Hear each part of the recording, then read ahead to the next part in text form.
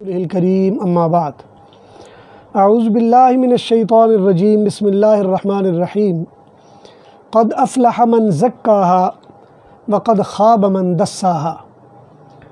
صدق اللہ مولانا العظیم۔ تصوف کے بارے میں غلط فہمیوں کے سلسلے میں اس سے پہلے 2 مجالس میں گفتگو ہو چکی ہے، جس میں تقریباً 8-9 کامن غلط فہمیوں کے بارے میں بتایا جا چکا ہے۔ اسی عنوان پر آج گفتگو کرنے لگے ہیں اور کوشش یہ کر رہے ہیں کہ ایسی غلط فہمیاں جس کی وجہ سے لوگ تصوف سے ناطہ توڑ لیتے ہیں،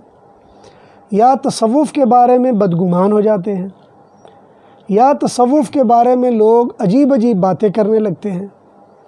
یا تصوف کو دین کے مخالف کوئی چیز سمجھنا شروع کر دیتے ہیں، ان غلط فہمیوں کو دور کرنا یہ ہماری ذمہ داری ہے۔ لہٰذا ان میں سے چند ایک باتیں آج میں آپ کی خدمت میں عرض کرتا ہوں۔ پہلی بات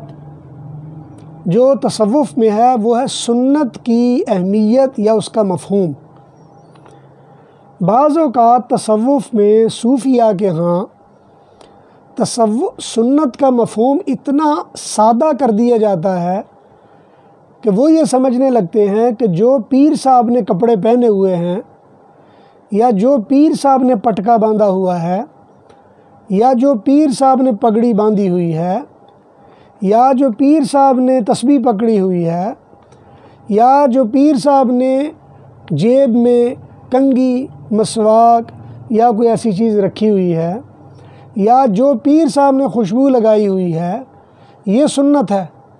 اور اس کے خلاف اگر کریں گے تو گویا ہم تو طریقت سے دور چلے جائیں گے۔ اور یہ جو صورتحال ہے یہ ہر ایک جگہ نظر آتی ہے۔ اس سلسلے میں ایک بات بڑی واضح طور پر معلوم ہونی چاہیے کہ سنت کا تعلق محمد کریم سے ہے یا خلفائے راشدین سے ہے۔ اس کے بعد سنت کا عمل نہیں ہے، اس کے بعد استحباب کا عمل ہے۔ یعنی جس کو ہم سنت کہیں گے وہ یا تو محمد کریم کا عمل ہے جو انہوں نے اختیار کیا، یا آپ کے خلفائے راشدین نے جو عمل کیا اس کو سنت کہیں گے۔ اس کے بعد اگر وہاں پہ ہمیں کوئی چیز نہیں ملتی ہے، اس کے بعد اگر کوئی عمل ایسا مل رہا ہے، اس کو ہم درجہ استحباب میں لے کے آئیں گے، سنت میں نہیں لے کے جائیں گے۔ جیسے مثال کے طور پر تسبیح بذات خود ایک ایسا عمل ہے جو درجہ استحباب میں ہے، یہ سنت نہیں ہے، اس لیے کہ حضور علیہ السلام کے زمانے میں نہیں تھی۔ کوئی مخصوص قسم کی ٹوپی پہننا، 4 کونوں والی ٹوپی، یا اوپر چھوٹے سے پھومنے والی ٹوپی، یا کوئی رنگین ٹوپی، یا مطلب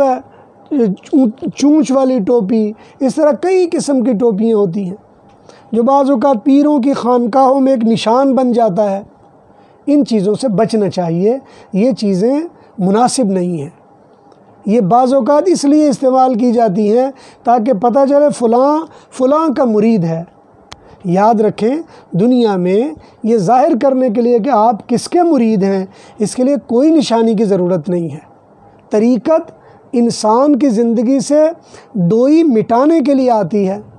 یکتائی پیدا کرنے کے لیے آتی ہے۔ ہر بندہ وہ اللہ کی طرف متوجہ ہو کے اللہ کا بندہ بن جائے، یہ اصل طریقت ہے۔ طریقت کا خلاصہ اور جست یہ ہے، فرمایا انی وجہت وجہی للذی فطر السماوات والارض حنیفا وما انا من المشرکین۔ یہ تصوف کا خلاصہ ہے کہ ہر بندہ ہر حال میں، ہر صورت میں ایک اللہ سے اپنا تعلق جوڑے ہوئے ہو اور ہر ایک دوسرے سے تعلق توڑے ہوئے ہو۔ انسانی زندگی سے دوئی ختم ہو جائے، آدمی سوچے کہ میں بھی ہوں اور اللہ تعالیٰ بھی ہے، یہ دوئی ہے۔ آدمی سوچے کہ میں بھی ہوں اور یہ میرے حضرت صاحب بھی ہیں، یہ دوئی ہے۔ دوئی ختم ہو جائے، اور جب آپ کے دل میں یہ آ جائے کہ بس اللہ ہی اللہ ہے اور اللہ کے علاوہ کچھ بھی نہیں ہے، یہ یکتائی ہے۔ اور یہ جب یکتائی پیدا ہو جائے، دوئی ختم ہو جائے، تو یہ اصل طریقت ہے۔ لہٰذا جو بھی سنت کے نام پر یا کسی بھی طریقے سے ہم اپنے اندر انفرادیتیں پیدا کرتے ہیں، کوئی خاص قسم کا رومال لے لیا، کوئی خاص قسم کی ٹوپی پہن لی، کوئی خاص قسم کے کپڑوں یا لباس کا انداز اختیار کر لیا، بعض اوقات خاص قسم کی دھوتی پہن لی، بعض اوقات خاص قسم کی ٹوپی کے اوپر مخصوص انداز میں پگڑی باندھ لی، بعض اوقات تو پگڑی کے مخصوص رنگ کر لیے گئے، تو یہ ساری کی ساری چیزیں اپنے آپ کو عیاں کرنے والی ہیں، اور اپنے آپ کو عیاں کرنا گویا طریقت کی زبان میں اپنے آپ کو موت کے منہ میں ڈالنا ہے۔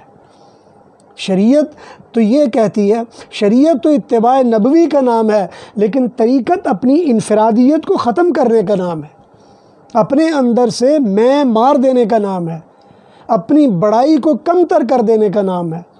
اپنی یکتائی، اپنی انفرادیت، اپنی شہرت اور اپنا علو اور اپنے اعلیٰ شان، اس کو ختم کرنے کا نام طریقت ہے۔ اور دنیا میں جو آدمی اپنے آپ کو بڑا کرتا ہے، قرآن حدیث مبارکہ میں نبی علیہ السلام نے فرمایا کہ جو آدمی اپنے آپ کو بڑا کرتا ہے وَضَعَهُ اللَّهُ، اللہ اس کو نیچا کر دیا کرتے ہیں، اور جو آدمی اپنے آپ کو نیچا کرتا ہے اللہ رفعہ اللہ، اس کو اونچا کر دیا کرتے ہیں۔ تو اس لیے یاد رکھنا چاہیے کہ اگر اپنی زندگی میں اہتمام کرنا چاہیے آپ کو کسی چیز کا طریقت کی زبان میں، تو وہ صرف سنت نبوی ہے، سنت نبوی کا اہتمام کرنا چاہیے۔ پیر صاحب کی کسی سنت کا، کسی طریقے کا، کسی عادت کا، کسی نمونے کا، کسی نشانی کا اتباع کرنا یہ طریقت میں نہیں ہے، اور نہ اس کو پسند کیا گیا ہے، اور نہ اس کی اجازت دی گئی ہے۔ اس لیے کوشش کرنی چاہیے اپنا لباس سنت کے مطابق رکھیے، اپنے سر کو ڈھانپنے کا طریقہ سنت کے مطابق کیجیے، اپنے جو داڑھی رکھنا، اپنی مونچھوں کا لحاظ کرنا، اپنے بالوں کا بنانا، یا جو بھی چیزیں اس میں صرف سنت نبوی کی پاسداری کیجیے۔ یہ نہیں ہے کہ آپ کسی ایک کے پیچھے چل پڑے، چونکہ حضرت صاحب نے لٹیں رکھی ہوئی ہیں تو آپ نے بھی رکھ لی ہیں، حضرت صاحب نے امامہ باندھا تو آپ نے بھی باندھ دیا ہے۔ بلکہ امامہ کی سنت کا آج کل اتنا استہزاء ہوتا ہے کہ وہ بچے جن کو استنجا کرنا نہیں آتا امامہ پہن کے پھر رہے ہوتے ہیں، جن کے منہ پہ داڑھی مونچھ نہیں ہے امامہ پہن کے پھر رہے ہوتے ہیں۔ حالانکہ امامہ یہ ایسی سنت ہے جو 40 سال کی عمر کے بعد یہ اہل اللہ، اہل علم یا بڑے لوگوں کو پہننے کے لیے اجازت ہے، عامت الناس کو کبھی بھی اس کی اجازت نہیں دی گئی۔ علامہ ابو طالب مکی نے قوت القلوب میں اس کے بارے میں پورا تفصیل سے لکھا ہے۔ وہ فرماتے ہیں کہ اس کا اہتمام اہل اللہ کے لیے مخصوص ہے، اہل علم کے لیے خاص ہے، لیکن آج صورتحال یہ ہے کہ للو پنجو اٹھتا ہے، مرید بنتا ہے، اور کل کو اپنا وہی حلیہ بنا کے اپنے آپ کو اسی طرح کے کپڑے مپڑے پہن کے اور اسی طرح امامہ باندھ کے پھر رہا ہوتا ہے، پتہ چلتا ہے فلاں حضرت صاحب کی فوٹو کاپی جا رہی ہے۔ تو یاد رکھیں طریقت میں ایسی چیزوں کی گنجائش نہیں ہے۔ طریقت اپنے آپ کو مٹانے کا نام ہے، طریقت اپنے آپ کو چھپانے کا نام ہے، طریقت عیاں کرنے کا نام نہیں ہے۔ اور یہ جو آج ہم طریقے کرتے ہیں یہ تو اپنے آپ کو عیاں کرنے کا نام ہے، یہ تو اپنے آپ کو بڑا بنانے کا نام ہے۔ محمد کریم کی حالت یہ ہے کہ بعض صحابہ کرام فرماتے ہیں کہ جب ہم حضور کی مجلس میں آیا کرتے تھے تو بعض اوقات ہمیں پتہ نہیں چلتا تھا کہ ان میں حضور کون ہے۔ ایک صحابی کا واقعہ مجھے یاد ہے، نام یاد نہیں آ رہا، فرماتے کہ میں ایک بار آیا، پوچھتے پچھاتے میں نے اسلام لانا تھا، اور میں نے جا کے جب دیکھا تو میں سیدھا ابو بکر صدیق کے پاس بیٹھا اور میں نے پوری کہانی ان کو سنائی۔ ابو بکر صدیق بھی کہانی سنتے رہے، اور میرا بھی دھیان یہ تھا، میں سمجھ رہا تھا یہی نبی ہیں۔ کہا کہ میں نے جب پوری کہانی سنائی اور آخر میں کہا کہ میں بہت خوش ہوں آپ سے مل کے اور میں آپ پر ایمان لانا چاہتا ہوں، تو ابو بکر صدیق نے اشارہ کر کے کہا کہ وہ ادھر بیٹھے ہیں حضور علیہ السلام، تو ادھر منہ کر کے وہ کہتے مجھے اتنی شرم آئی کہ اب تک میں کس کو کہانیاں سنا رہا تھا۔ یعنی محمد کریم کا حال یہ ہے کہ مجلس میں بیٹھے انفرادیت نظر نہیں آتی، اگر سڑکوں پہ گلی میں کہیں جا رہے ہیں تو صحابہ کرام کو آگے بھیجتے ہیں، خود پیچھے چل رہے ہوتے ہیں یا درمیان میں چل رہے ہوتے ہیں۔ لیکن آج ہماری صورتحال بڑی مختلف ہوئی پڑی ہے۔ تو اس لیے سنت کا معیار اس کو قائم رکھنا ضروری ہے، اور سنت وہ جو حضور علیہ السلام کی یہ ایک بہت بڑی غلط فہمی ہے۔ اسی طرح بیعت کے حوالے سے غلط فہمیاں ہیں۔ بعض لوگ یہ سمجھتے ہیں کہ جی بیعت ہو گئے تو اب بس باندھے گئے ہیں، اب فائدہ ہو یا نہ ہو، اب پیر صاحب سے ملاقات ہو یا نہ ہو، اب پیر صاحب سے رابطہ ہو یا نہ ہو، اب پیر صاحب کے گناہ اور معاصی بھی نظر آ رہے ہوں لیکن آپ بندھے ہوئے ہیں کیونکہ جی آپ نے بیعت کر لی ہے۔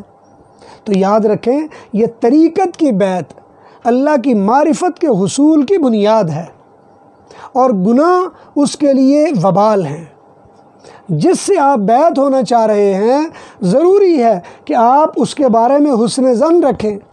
اگر کوئی گناہ معاصی والی بات نظر آ جائے تو پوچھ کر اپنا دل صاف کر لیجئے کہ حضرت مجھے یہ پتہ چلا ہے، یا مجھے یوں شک پڑا ہے، یا میں نے یہ دیکھا ہے، اس کے بارے میں کیا ہے۔ اور ان کو بھی چاہیے کہ خندہ پیشانی سے وضاحت کر دے کہ بھئی یہ غلط فہمی ہوئی ہے، یا یہ ہوا ہے، یا وہ معاملہ ہے، یا یہ ٹھیک ہے، یا یہ ٹھیک نہیں ہے۔ اس کی وضاحت ہو جانی چاہیے۔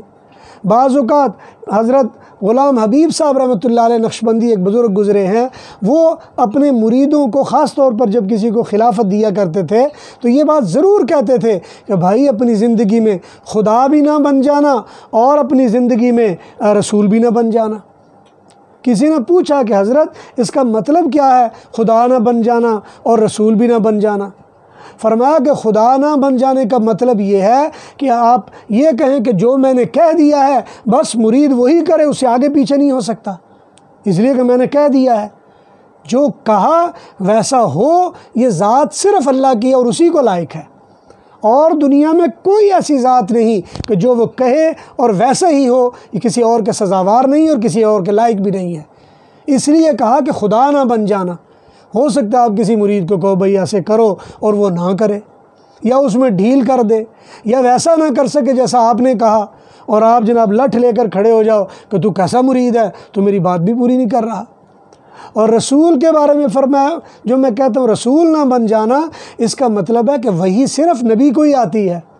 اور وحی میں غلطی صرف نبی کی وحی میں نہیں ہو سکتی۔ اگر آپ کو کوئی کشف، کوئی الہام ہو گیا ہے تو اس کا مطلب یہ نہیں کہ جبرائیل آپ کے پاس آ گئے ہیں، بلکہ آپ کے کشف میں اور آپ کے الہام میں غلطی بھی ہو سکتی ہے، اس میں کمی کوتاہی بھی ہو سکتی ہے، اور اس میں سمجھنے میں بھی غلطی ہو سکتی ہے۔ اس لیے اپنے آپ کو آپ نے رسول نہیں بنا لینا۔ لیکن بدقسمتی یہ ہے کہ آج صورتحال یہ کہ پیر خدا بن جاتے ہیں یا پیر رسول بن کر بیٹھ جاتے ہیں۔ وہ سمجھتے ہیں کہ مجھے الہام ہو گیا تو بس ہو گیا، اب تو ہو ہی کچھ نہیں سکتا۔ اور مجھے اچھی طرح یاد ہے، میں نے دیکھا ایک پیر صاحب کو ایک مرید بتا رہے تھے کہ حضرت، وہ پیر صاحب تھوڑے ناراض تھے مرید صاحب سے، تو مرید صاحب نے کہا حضرت کو کہ حضرت بڑا گناہ گار ہوں، بس معاف کر دیجئے، آئندہ ایسا نہیں ہوگا۔ اب میں نے بعد میں دیکھا وہی حضرت صاحب جلسہ عام میں تقریر کرتے ہوئے کہہ رہے تھے، میں نے پہلے آپ کو کہا تھا فلاں جو میرا مرید ہے نا بڑا اس طرح کرتا ہے، اور بڑا وہ 2 نمبر آدمی، بڑی غلطیاں کرتا ہے اور بڑے گناہ کرتا ہے۔ اور پھر اللہ نے میری بات کو کیسے ثابت کیا، آج خود آ کے اس نے میرے کے ہاتھ باندھ کے اقرار کیا کہ حضرت مجھے معاف کر دے، میں نے یہ کیا۔ دیکھو اللہ تعالیٰ کس طرح اولیاء کو اپنی باتیں بتا دیا کرتا ہے۔ تو یاد رکھیں، اللہ معاف فرمائے۔ پہلی بات تو یہ کہ کسی کے گناہ کو اس طرح آشکارا بھی نہیں کرنا چاہیے، لیکن ہمارے پیروں میں ہاضمہ کمزور ہوتا ہے، کسی کی بات سن کر ہضم نہیں ہو پاتی، پھر رسول بنے پڑے ہوتے ہیں کہ جی الہام ہو گیا، اس کا مطلب یہ بنا کہ بس یہ تو بات پکی ہے جو مجھے پتہ چل گئی ہے۔ خدا بن جاتے ہیں، میں نے جب کہہ دیا تو بس بات ختم ہو گئی۔ اس لیے بیعت ہو جانے کے بعد اگر کسی پیر کے بارے میں ایسی باتیں نظر آ جائیں جو شریعت کی حدود سے تجاوز کر رہی ہوں تو کوشش کرنی چاہیے کہ پیر صاحب کو یا تو سمجھایا جا سکے، اور اگر پیر صاحب نہیں سمجھتے تو اگر آپ کا دل بھی مطمئن نہیں ہو پا رہا تو اس کو بیعت کا کوئی لینا دینا نہیں ہے۔ اس لیے کہ خاوند اور بیوی کا تعلق یہ نکاح کے ساتھ جڑا ہوا ہے، اور پیر اور مرید کا تعلق یہ حسن ظن کے ساتھ جڑا ہوا ہے۔ اگر مرید کا پیر کے بارے میں اچھا ظن ہے تو پیر اچھا ہے، اس کا فائدہ بھی ہوتا ہوگا۔ اگر مرید کے ذہن میں پیر کے بارے میں اچھا ظن نہیں ہے تو اس کو کوئی فائدہ ہی نہیں ہوگا۔ تو اس لیے اگر کوئی ایسی چیز نظر آئے اپنا ذہن مطمئن کرے، اگر نہیں ہو پاتا پیر صاحب کو چھوڑ کر کسی دوسرے کے پاس چلا جائے اور کہیں اور جا کر اللہ اللہ سیکھ لے۔ اس لیے کہ بیعت ہونے کے بعد سلسلے میں داخل ہونے کا اصل مقصد یہی ہوتا ہے کہ آپ کو باطن کی پاکیزگی میسر آ جائے۔ اور اگر آپ اپنے دل کو پیر صاحب کے بارے میں پہلے ہی گندا لے کر بیٹھے ہوئے ہیں اور سوچ رہے ہیں کہ جی میں پتہ نہیں روحانیت کے کون سے مقام پہ جاؤں گا، بتائیے جہاں ابتدائی بدگمانی پہ ہے تو آپ روحانیت میں کہاں جائیں گے؟ آپ کو کچھ بھی نہیں ملے گا۔ تو بیعت ہونے کا مقصد اللہ تعالیٰ کی رضا کا حصول ہوتا ہے، اللہ تعالیٰ کی معرفت کا حصول ہوتا ہے، اللہ سے تعلق کا قائم کرنا ہوتا ہے، اللہ تعالیٰ سے دوری کو ختم کرنا ہوتا ہے، گناہوں سے اجتناب کرنا ہوتا ہے، اور یہ اصل مقصد ہے۔ اگر یہ مقصد حاصل ہو رہے ہیں بڑی اچھی بات ہے۔ کسی ایسے عالم سے بیعت ہوا جائے، کم از کم وہ عالم ہو اور شریعت کی حدود کو بھی جانتا ہو، کسی ایسے بندے سے بیعت ہوا جائے جو شریعت کا متبع بھی ہو، تو اس میں انشاءاللہ آسانیاں ہوں گی۔ اسی طرح ایک غلط فہمی بہت زیادہ ہو گئی ہے، اور یہ بلکہ بعض پیروں میں بھی دیکھنے میں آتی ہے، طریقت میں بدعات عام ہوتی چلی جا رہی ہیں۔ طریقت میں بدعات کی مثالیں یوں ہیں، مثلا ایک حضرت صاحب ہیں، وہ فوت ہوئے اور بعد میں ان کے صاحبزادہ صاحب جن کو طریقت کی الف بے پتہ نہیں ہے اور وہ جانشین بنے ہوئے ہیں، اور لوگوں کو بتا رہے ہیں جی میں جانشین ہوں، اور لوگ بھی کہہ رہے ہیں حضرت صاحب جانشین ہیں۔ حالانکہ وہ جو حضرت صاحب جانشین بنے ہوئے ہیں وہ ساری زندگی تصوف کے خلاف رہے، ساری زندگی تصوف سے ان کا کوئی تعلق نہیں رہا، تصوف کی الف بے تک نہیں جانتے، والد سے انہوں نے تصوف سیکھا تک نہیں ہے، ذکر اذکار تک کو نہیں جانتے ہیں، اور کھڑے ہو گئے جناب میں جانشین ہوں۔ یاد رکھیے طریقت میں جانشینی ہوتی نہیں ہے، طریقت میں جانشینی نہیں ہوتی۔ طریقت میں جب کسی کو اجازت دے دی جاتی ہے ذکر کی تو اس کے مختلف مدارج صوفیاء نے بنائے ہوئے ہیں، ان مدارج کے مطابق کبھی ذکر کی مجلس کی اجازت دی جاتی ہے، پھر اجازت بیعت کی اجازت دے دی جاتی ہے، پھر اس کے بعد خلافت کا معاملہ آ جاتا ہے، پھر خلافت عامہ کا معاملہ آ جاتا ہے۔ یہ 4-5 مراتب ہوتے ہیں جو بعد میں آگے چلتے ہیں۔ اس لیے جس سلسلے میں آپ بیعت ہیں یا جو سلسلہ آپ کا ہے اس کے مطابق ذکر کیجئے۔ ذکر کو مکس کرنا یہ بھی بدعات ہے، یہ بدعات فی الطریقہ ہے کہ بعض اوقات قادری سلسلے میں اونچی ذکر ہوتا ہے، نقشبندی سلسلے میں بیعت ہوئے، اب نقشبندی سلسلے میں اونچی ذکر نہیں ہے، لہٰذا جب انہوں نے کہا جی آپ یہ کیا کرو، اب وہاں جا کے اونچی ذکر شروع کر دیا ہے۔ اس لیے یاد رکھنا چاہیے اور واضح طور پر یاد رکھنا چاہیے، سلسلہ قادریہ میں اونچی ذکر ہوتا ہے، چشتیہ میں اونچی ذکر ہوتا ہے، سہروردیہ میں اونچی ذکر ہوتا ہے، علویہ میں یا کبرویہ میں اونچی ذکر نہیں ہوتا، نقشبندیہ میں اونچی ذکر نہیں ہوتا۔ اسی طرح جامعہ سلسلہ عبدالرحمن مولانا جامی جو گزرے ہیں ان کے سلسلے میں، احمد جام وغیرہ ان کے سلسلے میں، اور مولانا جو مثنوی ہے مولانا روم، یہ سلسلہ رومیہ بھی جس کو کہا جاتا ہے، حلویٹیہ بھی جس کو کہا جاتا ہے، اس سلسلے میں اونچی ذکر نہیں ہوتا ہے۔ ان کے ذکر میں تھوڑا وجد کا ایک مثالی پہلو ہوتا ہے، لیکن وہ بھی ترغیباً ہوتا ہے، وہ بھی ہر ایک کے لیے لازمہ نہیں ہے۔ لیکن بعض اوقات وہ چیزیں جو ترغیب کے لیے ہوتی ہیں وہ لوگ ان کو عادتاً اختیار کر لیتے ہیں، تو یاد رکھیں یہ بدعت ہے۔ طریقت میں بدعت، شریعت اس کی اجازت نہیں دیتی۔ اس لیے ہر چیز کو اس کی پاسداری اور لحاظ میں رکھنا چاہیے۔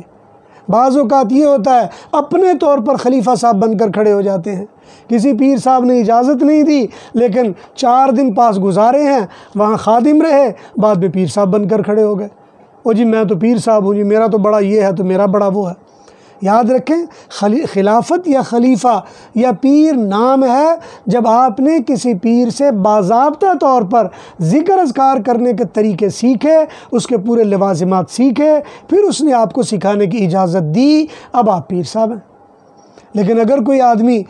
آپ نے ذکر سیکھے اجازت نہیں دی، اس کا مطلب یہ ہے کہ آپ وہ ذکر سکھانے کے مجاز نہیں ہیں، اور آپ کو چاہیے بھی نہیں کہ یہ کام کیا جائے۔ اس لیے کوشش کرنی چاہیے کہ طریقت میں وہ کام کیا جائے جس کی اجازت اور گنجائش دی گئی ہے، جس کی اجازت اور گنجائش نہیں اپنی طرف سے اس میں ڈال دینا، یہ بدعات فی الطریقت ہے۔ اس لیے اسے اوائڈ کرنا چاہیے اور پرہیز کرنا چاہیے۔ اسی طرح طریقت میں علم کی اہمیت کے حوالے سے بھی بڑی اہم بات ہے۔ ایک غلط فہمی یہ پیدا کر دی جاتی ہے، جیسے بعض بزرگوں نے کہا کہ علم و بس کریو یار، اے علم تیرے کیڑے ہے کار، اس طرح کے جملے بھی کہے جاتے ہیں، اور یہ سمجھا جاتا ہے کہ علم کا شریعت طریقت سے کوئی تعلق، کوئی لینا دینا نہیں ہے۔ یاد رکھیں، ایک علم وہ ہے جو ابتدا